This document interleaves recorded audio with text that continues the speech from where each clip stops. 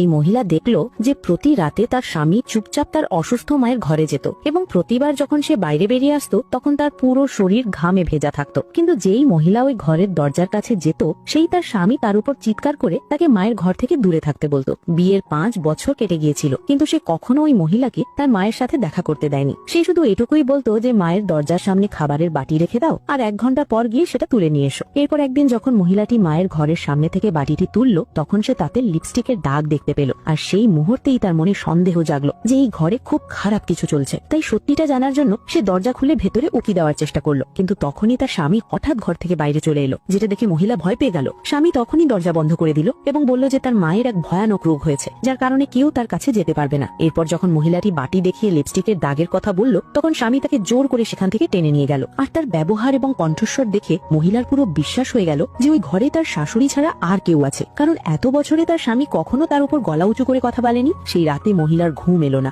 মাঝ রাতে সে দেখলো যে তার স্বামী আবার চুপচাপ উঠে বাইরে গেল, যেটা দেখে মহিলা তাকে অনুসরণ করতে লাগলো। কিছুক্ষণ পর সে দেখলো তার স্বামী মায়ের ঘর থেকে বাইরে এলো আর তার মুখে এক অদ্ভুত তৃপ্তি ছিল। পরের দিন মহিলাটি ইচ্ছে করে বলল যে সে মায়ের চিকিৎসার জন্য ডাক্তার খুঁজে পেয়েছে। এটা শুনেই তার স্বামী খুব ভয় পেয়ে গেল এবং রেগে চিৎকার করতে লাগলো। সে বলল যে তার মাকে কেউ দেখতে পারবে না এবং মহিলাকে অকারণে ঝামেলা তৈরি করতে নিষেধ করলো। এসব শুনে মহিলার সন্দেহ এখন বিশ্বাসে পরিণত হলো। এরপর যখন সে আবার দরজা খোলার চেষ্টা করলো তখন স্বামী তাকে আটকে দিল এবং বলল যে সে যদি ভেতরে যায় তবে পুরো পরিবারের প্রাণ ঝুঁকিতে পড়বে। তখন মহিলা সোজাসুজি জিজ্ঞেস করলো যে সে কি ওই ঘরে অন্য কোনো মহিলাকে লুকিয়ে রেখেছে। স্বামী কোনো উত্তর দিল না, শুধু সাবধান করলো যে সে যেন আর কখনো ওই দরজার কাছে না যায়। এই তর্কের সময় ঘরের ভেতর থেকে এক বৃদ্ধ মহিলার কণ্ঠস্বর এলো আর তার মা প্রথমবার কথা বললেন এবং বললেন যে এই সব তার ভুল আর তিনি কারোর সামনে আসতে পারবেন না। এটা শুনে মহিলাটি এক মুহূর্তের জন্য ভাবলো যে হয়তো সে তার স্বামীকে ভুল বুঝছে, কিন্তু তখনই তার নজর স্বামীর ঘাড়ে থাকা একটি দাগের উপর পড়লো। সেই দাগ পরিষ্কার বলে দিচ্ছিল যে ওখানে অন্য কেউ ছিল। তখন স্বামী বলল যে তার মায়ের হাত থেকে ভুল করে আঁচড় লেগেছে, কিন্তু মহিলার তার উপর একটুও বিশ্বাস হলো না।